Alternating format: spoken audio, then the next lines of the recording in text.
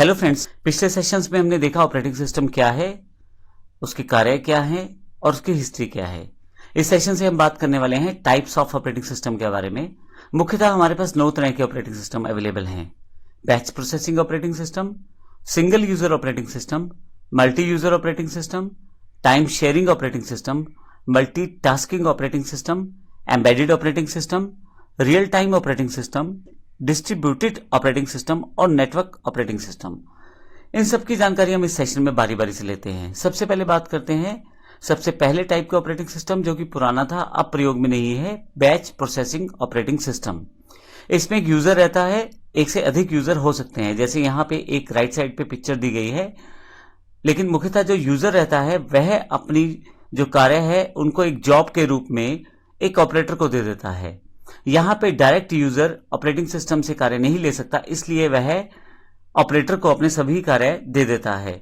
Operator एक special person है जो कि जानता है कि किस तरह से बैच प्रोसेसिंग ऑपरेटिंग सिस्टम को प्रयोग किया जा सकता है, उसे कैसे ऑपरेट किया जा सकता है। इस कारण से user directly batch processing operating system से कार्य न लेके अपना जो कार्य है वो ऑपरेटर को दे देता है। ऑपरेटर इस तरह के काफी सारे यूजर से ली गई सभी एक जैसी टास्क को एक बैच के रूप में बना लेता है, बांध लेता है। अब इन बैचेस को ऑपरेटिंग सिस्टम को दे दिया जाता है ताकि वह बैच प्रोसेसिंग पे कार्य कर सके। यह एक पुराना मेथड था और इस ऑपरेटिंग सिस्टम में सबसे बड़ी परेशानी ही यही थी कि यूजर सीधे सीधे कंप्यूटर या ऑपरेटिंग सिस्टम से इंटरेक्ट नहीं कर सकता, बीच में ऑपरेटर की आवश्यकता होती। अगर किसी जॉब में कोई प्रॉब्लम आ गया तो उस जॉब्स को दोबारा भरना और उन्हें ठीक करना और उन्हें फिर से एज अ बैच दोबारा सबमिट करना ऑपरेटिंग सिस्टम के साथ बड़ा टेडिशियस टिपिकल टास्क था और उसमें समय भी काफी बर्बाद हो जाता था। इस तरह से इस बैच प्रोसेसिंग ऑपरेटिंग सिस्टम को शुरुआती दौर में तो इस्तेमाल किया गया, लेकिन जैसे ही इसके अल्टरनेटिव आने शुरू हुए इसका प्रयोग लगभग बंद हो गया। इसके पश्चात हमारे पास सिंगल यूजर ऑपरेटिंग सिस्टम है। सिंगल यूजर ऑपरेटिंग सिस्टम का अर्थ यह है जिसमें एक यूजर जो है वो ऑपरेटिंग सिस्टम से कार्य ले सकता है। इस ऑपरेटिंग सिस्टम में मल्टी यूजर कार्य नहीं कर सकते, अर्थात एक से ज्यादा लोग एक साथ कार्य नहीं कर सकते। आजकल जो यूज आप कंप्यूटर करते हैं, जो पीसीज हैं, घर वाले कंप्यूटर रहते हैं, वो जो मुख्यतः रहते हैं वो आपके पास सिंगल यूजर ऑपरेटिंग सिस्टम के रूप में ही रहते हैं। इसका यूज कई ऑफिस घरों में किया जाता है। जब आपको कोई काम करना है आप कंप्यूटर के सामने बैठते हैं और कर लेते हैं। यह एक तरह से सिंगल यूजर ऑपरेटिंग सिस्टम का ही उदाहरण है।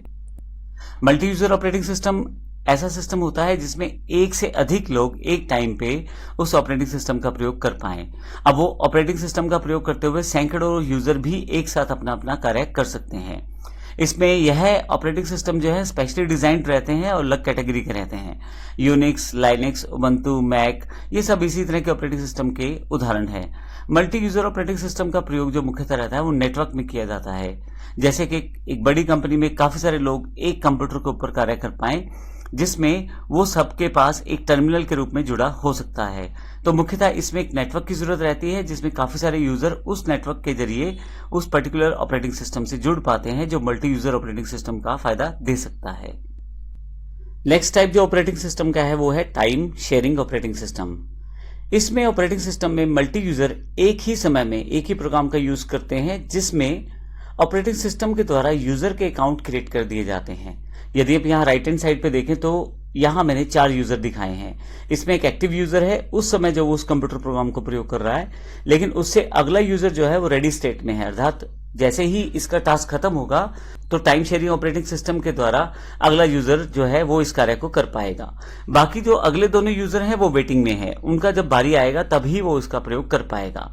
यह इस तरह से संभव हो पाता है कि इस प्रकार के ऑपरेटिंग सिस्टम में यूजर के अकाउंट्स क्रिएट कर दिए जाते हैं, जिससे कि पहले से ही पता होता है कि यूजर को सॉफ्टवेयर को यूज करने के लिए कितनी परमिशंस हैं। इसके अलावा यह भी पहचानना आसान हो जाता है कि किस समय पे कौन सा यूजर लॉगिन था, उसने क्या क्या कार्य किया।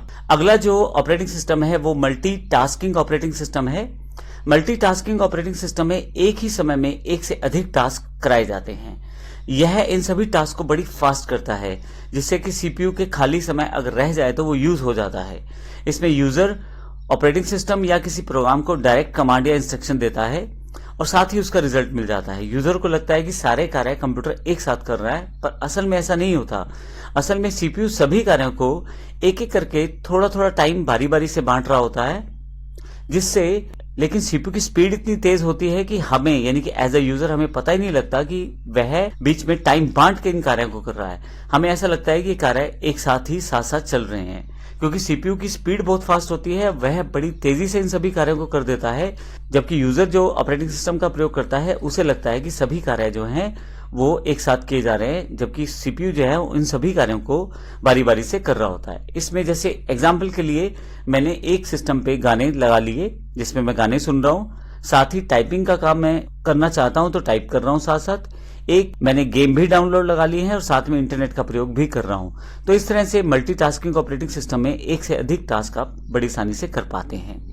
नेक्स्ट जो ऑपरेटिंग सिस्टम है वो एम्बेडेड ऑपरेटिंग सिस्टम है।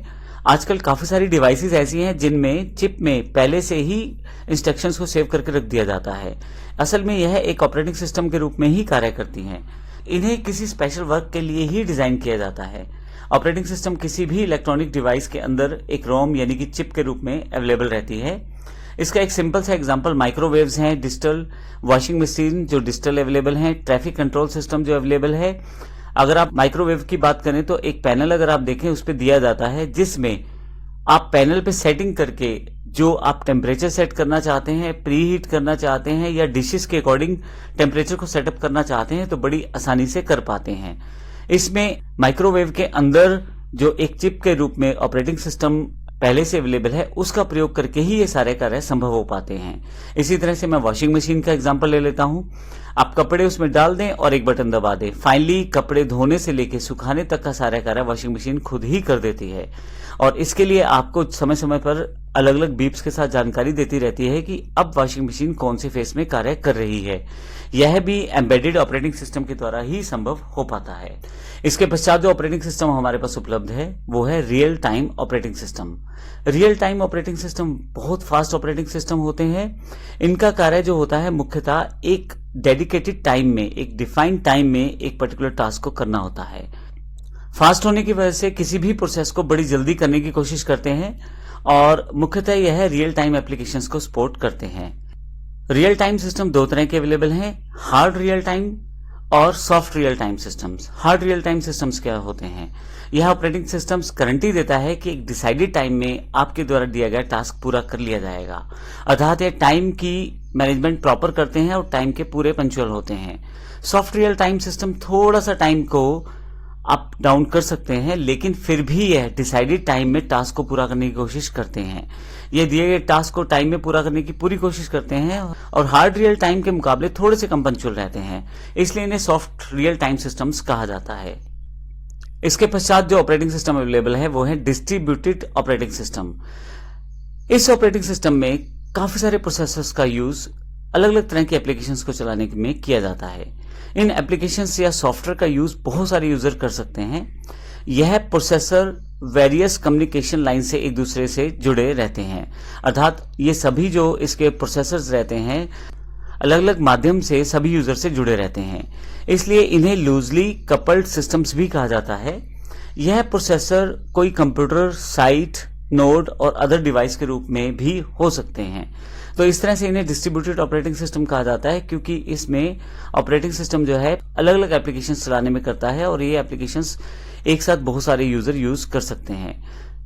अगला जो ऑपरेटिंग सिस्टम हमारे पास है नेटवर्क ऑपरेटिंग सिस्टम है। नेटवर्क ऑपरेटिंग सिस्टम एक ऐसा सिस्टम है जो एक पर्टिकुलर सर्वर पर रन होता है और data, users, group, security, applications और अदर नेटवर्किंग फंक्शंस को मैनेज करने की एबिलिटी भी देता है। यानी कि एक स्पेशल टाइप का ऑपरेटिंग सिस्टम होता है नेटवर्क ऑपरेटिंग सिस्टम, जिसका कार्य ही नेटवर्क बेस में या नेटवर्किंग में कार्य किस प्रकार से लिया जा सकता है, उसमें किस तरह से उस कार्य को मैनेज किया जा सकता है, इस तरह की सभी एबिलिटीज रहती हैं।